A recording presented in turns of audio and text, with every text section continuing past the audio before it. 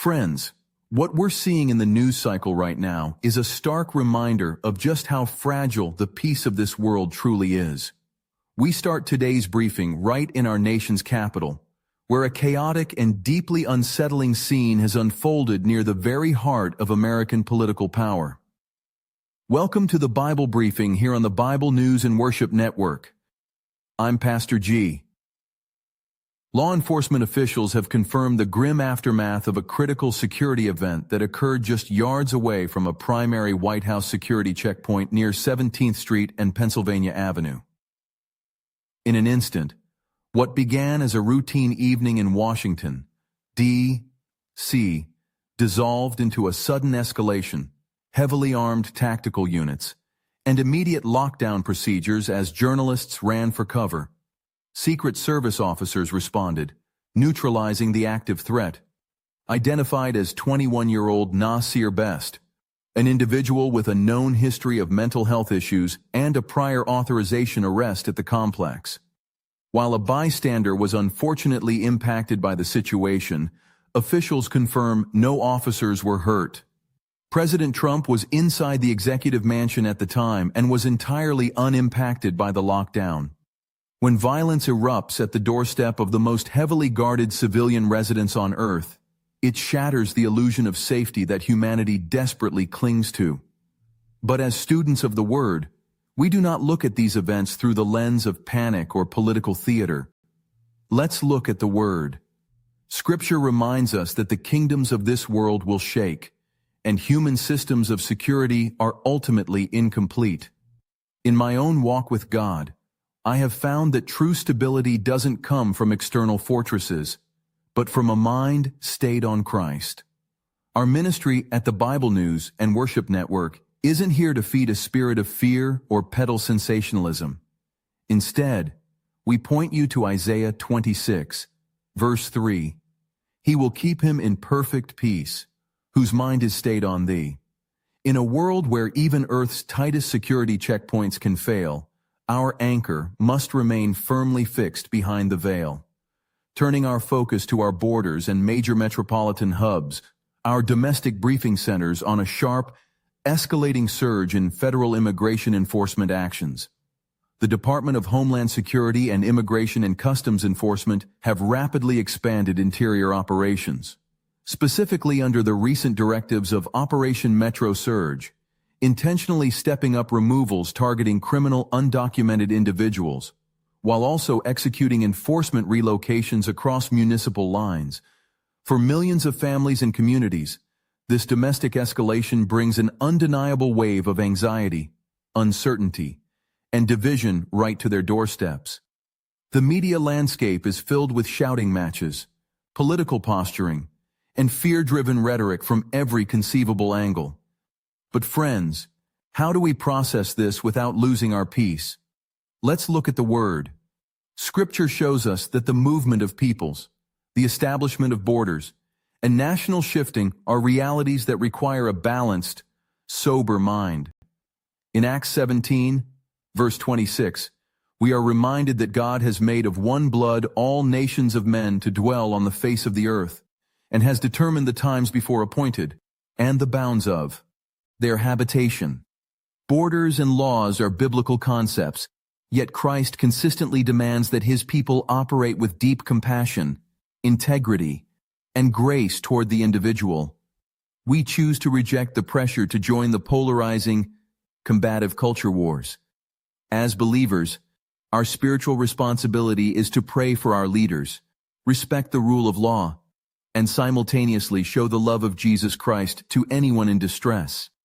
We do not let geopolitical anxieties dictate our faith. We choose obedience and spiritual growth over fear.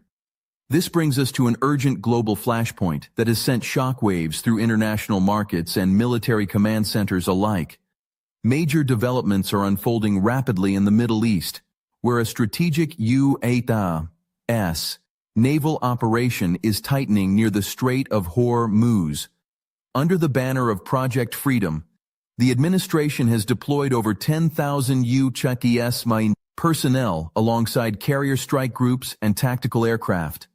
This operational presence is designed to enforce strategic naval restrictions against Iranian weapons and oil smuggling, while simultaneously escorting international commercial vessels to prevent retaliatory ship seizures by Iran. This high-stakes standoff has severely constrained shipping traffic through a waterway that normally carries a fifth of global seaborne oil, sending shockwaves through the world energy supply and creating massive economic turbulence. The world is watching with bated breath, wondering if a single miscalculation could ignite a widespread regional escalation. Friends, when we see naval forces facing off in the very waters that dictate global commerce, it is easy to succumb to anxiety. But when we view these geopolitical tensions through a prophetic lens, the scriptural alignment becomes clear. This is exactly the kind of global distress the scriptures speak of when describing the closing of an age. In Luke 21, verse 25, Jesus tells us there will be signs in the sun, in the moon, and in the stars, and upon the earth distress of nations, with perplexity, the sea and the waves roaring. We do not look at the Strait of Hormuz with a spirit of fear, nor do we engage in the sensational, hard-sell prophecy that dominates the airwaves. Our ministry exists to provide sound apostolic content that encourages you to remain grounded and spirit-led in a rapidly changing world. God has called each of us to personal spiritual responsibility. Instead of tracking these naval vessels with panic, we track them with biblical sobriety, knowing that our ultimate security is not determined by the foreign policy of nations, but by the sovereign hand of God. As we look at the chaos unfolding from the security gates of Washington to the naval standoffs in the Middle East, the temptation for many commentators is to lean into panic. The secular headlines are often packaged explicitly to exploit your anxiety, keeping you glued to a screen through fear. But let's look at the Word. As an apostolic minister, I am fully persuaded that the Bible is our absolute authority, and it does not give us a spirit of fear, but of power, love, and a sound mind. My conviction is clear. Ministry must be anchored in the Word, prioritizing balance, wisdom, and spiritual maturity over manufactured panic. True, spiritual growth cannot be forced, coerced, or manipulated.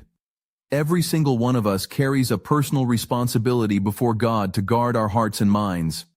When the world is tossing and turning, we are called to stand fast in the Apostles' doctrine, remaining grounded, stable, and faithful. We do not ignore the news. We confront it with biblical sobriety, filtering every headline through the unchanging truth of Scripture. Clarity, compassion, and balance best reflect the character of Christ in these turbulent times.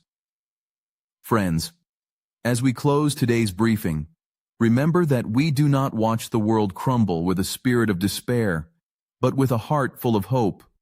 The headlines will continue to shift, kingdoms will continue to shake, and the anxieties of this world will continue to rise. But our God remains entirely unchanged. I want to encourage you today. Step away from the noise of the shouting matches and step into your prayer closet. Take personal spiritual responsibility for your walk. Keep your mind stayed on Christ, and remain firmly grounded in the love and truth of the Scripture. Stay alert, stay prayerful, and look up, for your redemption draweth nigh. Until next time, may the Lord bless you, keep you, and give you perfect peace.